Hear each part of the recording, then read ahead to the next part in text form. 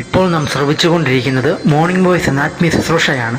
ഇന്ന് ദൈവവചനത്തിൽ നിന്നും കർത്താവിന്റെ ദാസൻ വിജയദാസ് ട്രിട്ടിക്കോണം ധ്യാനചിന്തകൾ പങ്കുവയ്ക്കുന്നു.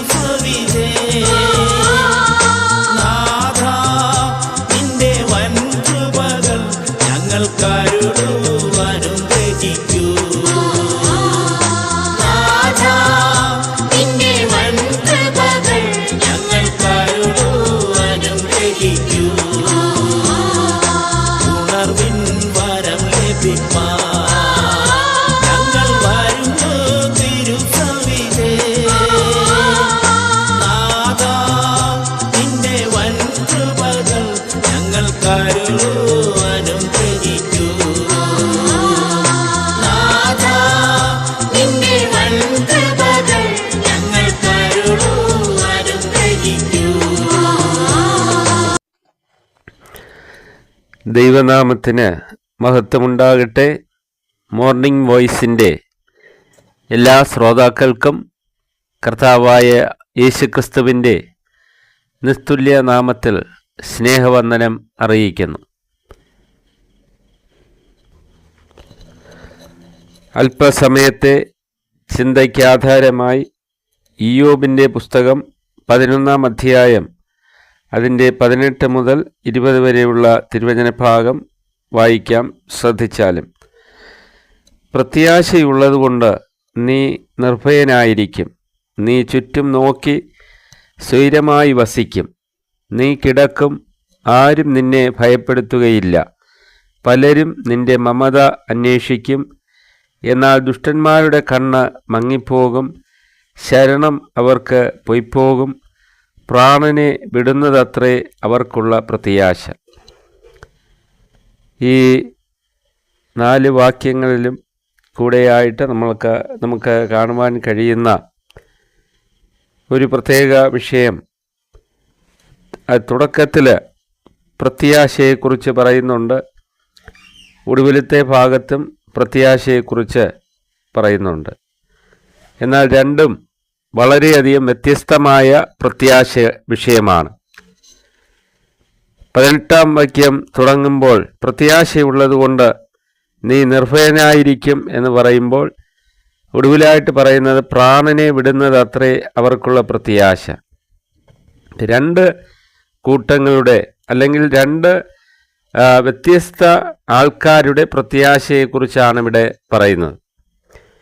പ്രത്യാശ എന്നുള്ളത് ഏത് മനുഷ്യൻ്റെയും ജീവിതത്തിൽ പ്രതീക്ഷ, അത് നാളെ ജീവിക്കണം എന്നുള്ള ആ ഒരു മനസ്സ് ഉണ്ടാകുന്നത് തന്നെ നാളെയെക്കുറിച്ച് ശുഭകരമായിട്ട് എന്തെങ്കിലും ജീവിതത്തിൽ പ്രത്യാശിക്കുന്നവർക്ക് മാത്രമേ നാളെയും എനിക്ക് ലോകത്ത് ജീവിക്കണം എന്നുള്ള ചിന്ത പോലും ഉണ്ടാകുകയുള്ളൂ.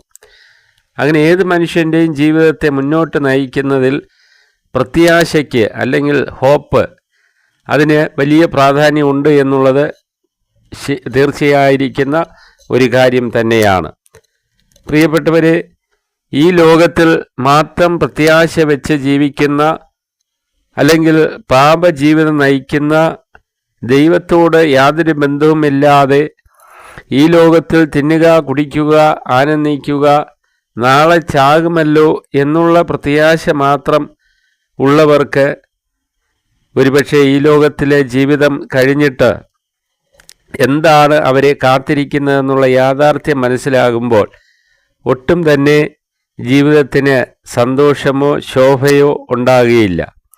കാരണം ആ വിധത്തിൽ ദൈവവുമായി ബന്ധം സ്ഥാപിക്കാതെ ഈ ലോകത്തിൽ മാത്രം പ്രത്യാശ വെച്ച് അല്ലെങ്കിൽ ഈ ലോകത്ത് ലഭിക്കാവുന്ന സന്തോഷങ്ങളെ മാത്രം മുന്നിൽ കണ്ട് ജീവിക്കുന്നവർക്ക് അവർക്കുള്ള ഒടുവിലത്തെ കാര്യമാണ് മരണം. നമ്മളവിടെ വായിക്കുന്ന അങ്ങനെയാണ്, പ്രാണനെ വിടുന്നതത്രേ അവർക്കുള്ള പ്രത്യാശ എന്ന് പറഞ്ഞാൽ ചില ആളുകൾ പറയാറുണ്ട്, എങ്ങനെയെങ്കിലും ഒന്ന് ചത്ത് കിട്ടിയാൽ മതി, അല്ലെങ്കിൽ എങ്ങനെയെങ്കിലും ഒന്ന് പ്രാണൻ പോയാൽ മതി എന്നൊക്കെ ചിന്തിക്കുന്ന ആളുകളുണ്ട്. എന്ന് പറഞ്ഞ് ഈ ലോകത്തിൽ ഒരുപക്ഷെ അവരാഗ്രഹിച്ച വിധത്തിൽ സുഖജീവിതം നയിക്കുവാൻ കഴിയാതെ വരുന്ന, അവർ ആഗ്രഹിച്ച ഭൗതിക നേട്ടങ്ങൾക്ക് വിപരീതമായിട്ട് എന്തെങ്കിലും ജീവിതത്തിൽ കഷ്ടനഷ്ടങ്ങൾ സംഭവിക്കുന്നവർ പറഞ്ഞു വയ്ക്കുന്ന ഒരു സ്റ്റേറ്റ്മെൻറ്റാണത്. ഇനി എനിക്ക് ജീവിക്കണമെന്ന് ആഗ്രഹമില്ല, എല്ലാം അവസാനിച്ചാൽ മതി എന്ന ഒരു ചിന്തയിലേക്ക് വരുന്നത്. പലരും ഒടുവിൽ ഒരു കുപ്പി വിഷത്തിലോ ഒരു തുണ്ട് കയറിലോ ഒക്കെ ജീവിതം അവസാനിപ്പിക്കുന്നതിനുള്ള പ്രധാന കാരണം അവരുടെ ജീവിതത്തിൽ പ്രത്യാശയില്ല, അവർക്ക് പ്രതീക്ഷയില്ല. നാളെ എൻ്റെ ജീവിതം നല്ലതായി തീരും അല്ലെങ്കിൽ ശോഭനമായി മാറും എന്ന് പ്രത്യാശിക്കുവാനായിട്ട് അവർ കഴിയുന്നില്ല.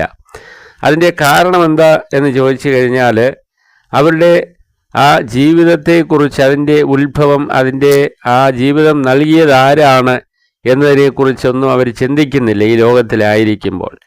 പ്രിയപ്പെട്ടവരെ, എന്നാൽ ഈ ലോക ജീവിതം എന്ന് പറയുന്നത് അത് ദൈവത്തിൻ്റെ ദാനമാണ് എന്ന് മനസ്സിലാക്കുന്ന ഒരു മനുഷ്യനെ സംബന്ധിച്ചിടത്തോളം ആ ജീവിതം അത് എപ്രകാരം ദൈവത്തിന് പ്രസാദകരമായി ജീവിച്ച് മുന്നോട്ട് പോകാൻ കഴിയും എന്ന് ചിന്തിക്കുന്നിടത്ത് നിന്നും അവൻ്റെ ജീവിതത്തിലൊരു പ്രത്യാശ നിർഭരമായിരിക്കുന്നൊരു ഭാവിയെക്കുറിച്ച് അവൻ്റെ ഹൃദയത്തിൽ എപ്പോഴും അവനൊരു ബോധ്യമുണ്ടായിരിക്കും.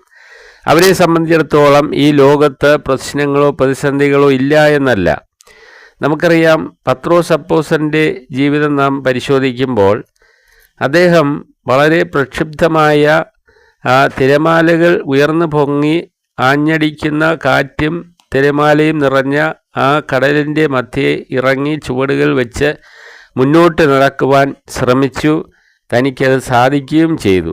അതിൻ്റെ കാരണം തന്നോട് വരാൻ പറഞ്ഞത് ആ സമുദ്രത്തെ നിർമ്മിച്ചവനും അതുപോലെ ലോകത്തിൻ്റെ സകലഗതിയെയും നിയന്ത്രിക്കുന്ന സർവസൃഷ്ടാവായ സർവശക്തനായ സർവജ്ഞാനിയായ സർവവ്യാപിയായ കർത്താവായ യേശുക്രിസ്തു പത്രോസിനോട് പറഞ്ഞു, ഇറങ്ങിപ്പോര് എന്ന്.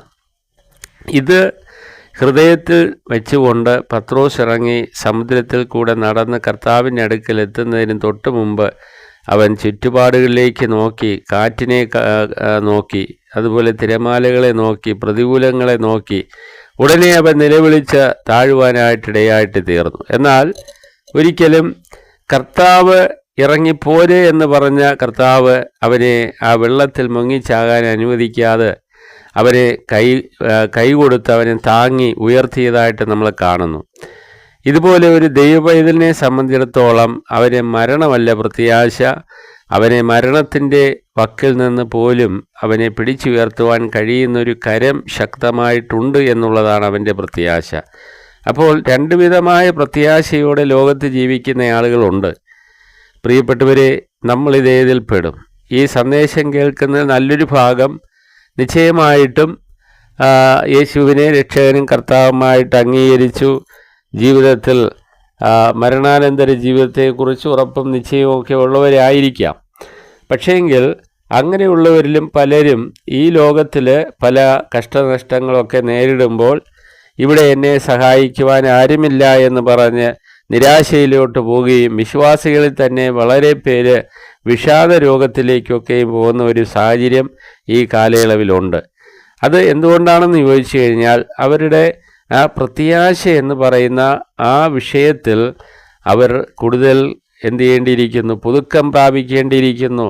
ഞാൻ ആരിൽ വിശ്വസിച്ചിരിക്കുന്നു എന്ന് എനിക്ക് അറിയാം എന്ന് പൗലോസ് അപ്പോസ്തലൻ പറയുന്ന പോലെ ആ ഒരു ബോധ്യവും ദൃഢതയുമുള്ള ആ ഒരു പ്രത്യാശ നമ്മുടെ ഹൃദയത്തിൽ സൂക്ഷിക്കുവാൻ ആവശ്യമുണ്ട്. അപ്പോൾ നിർഭയത്വവും സ്വൈരജീവിതവും നൽകുന്ന ഒരു പ്രത്യാശ, അത് മരണത്തിനപ്പുറത്തും അത് നിലനിൽക്കുന്നതാണ്, നിത്യതയിൽ കൊണ്ടെത്തിക്കുന്നതായിരിക്കുന്ന ഒരു പ്രത്യാശ ജീവിതം നയിക്കുവാനായിട്ടും സാധിക്കും. അതല്ല, എങ്ങനെയെങ്കിലും ഈ ജീവിതം ഒന്ന് അവസാനിച്ചാൽ മതി, അല്ലെങ്കിൽ ഞാൻ തന്നെ അങ്ങ് അവസാനിപ്പിച്ച് കളയാം എന്ന് ചിന്തിക്കത്തക്കവണ്ണം ജീവിതത്തെ വളരെ ദുരിതമാക്കി തീർക്കുന്ന ലോകപരമായിരിക്കുന്ന സുഖസന്തോഷങ്ങളെ പ്രത്യാശിച്ചു പോകുന്ന ആളുകളുമുണ്ട്. പ്രിയപ്പെട്ടവരെ, നമുക്ക് കർത്താവ് കൽപ്പിച്ചിരിക്കുന്ന അല്ലെങ്കിൽ കർത്താവ് നമുക്ക് വാഗ്ദാനം ചെയ്തിരിക്കുന്നതായിരിക്കുന്ന പ്രത്യാശ എന്ന് പറഞ്ഞാൽ ജീവനുള്ള പ്രത്യാശയാണ്. അത് ആ നിത്യതയെക്കുറിച്ച്, നാളെയെക്കുറിച്ച് നാം ചിന്തിക്കുമ്പോൾ ഒരിക്കലും നമ്മുടെ ഹൃദയത്തിൽ ഭയം നിറയ്ക്കുന്നതല്ല, അരക്ഷിതത്വം നിറയ്ക്കുന്നതല്ല, കിടന്നാൽ ഉറക്കം വരാത്ത നിലയിൽ ഹൃദയത്തെ പേടിപ്പെടുത്തുന്ന, ഭയപ്പെടുത്തുന്ന പ്രത്യാശയൊന്നുമല്ല. ഇന്ന് പല ആളുകൾക്കും അവരുടെ ഭാവിയെക്കുറിച്ച് ഓർക്കുമ്പോൾ ഭയമാണ്. എന്ന് പറഞ്ഞാൽ ഭാര്യ ഭർത്താവിനെക്കുറിച്ച് ഓർത്ത് ഭയപ്പെടുന്ന അനേകരുണ്ട്. എന്ന് പറഞ്ഞാൽ ഇയാളിങ്ങനെ മദ്യപിച്ച് മുന്നോട്ട് പോയാൽ എത്ര കാലം ജീവിക്കും, ഞങ്ങളുടെ കുടുംബത്തിൻ്റെ അവസ്ഥ എന്താകുമെന്ന് ഓർത്ത് ഭർത്താവിനെക്കുറിച്ച് ഭയപ്പെടുന്ന ഭാര്യമാരുണ്ട്. അതുപോലെ ഭാര്യയെ ഓർത്ത് ഭയപ്പെടുന്ന ഭർത്താക്കന്മാരുണ്ട്. എന്ന് പറഞ്ഞാൽ ഇവരുടെ ജീവിതം ഈ നിലയിൽ മുന്നോട്ട് പോയാൽ നമ്മുടെ കുടുംബത്തിൻ്റെ അവസ്ഥ എന്താവും നിരാശപ്പെടുന്നവരുണ്ടാകും. ഏതവസ്ഥയിലാണെങ്കിലും കുഞ്ഞുങ്ങളെ ഓർത്ത് ഭയപ്പെടുന്നവരുണ്ട്. പ്രിയപ്പെട്ടവരെ, നിങ്ങളുടെ ഭയം പ്രത്യാശ നിറഞ്ഞ ഒരു ജീവിതത്തിലേക്ക് അല്ലെങ്കിൽ സന്തോഷകരമായ പ്രത്യാശയിലേക്ക് മാറണമെങ്കിൽ ഈ കർത്താവിൽ ആശ്രയിക്കേണ്ടതാകട്ടെ. എല്ലാ വിധമായ ശുഭചിന്തകളും നമ്മുടെ ഹൃദയത്തിൽ നൽകുന്ന പ്രത്യാശയിൽ നങ്കൂരമിട്ട് ജീവിക്കുവാൻ കർത്താവ് നമ്മെ സഹായിക്കുമാറാകട്ടെ.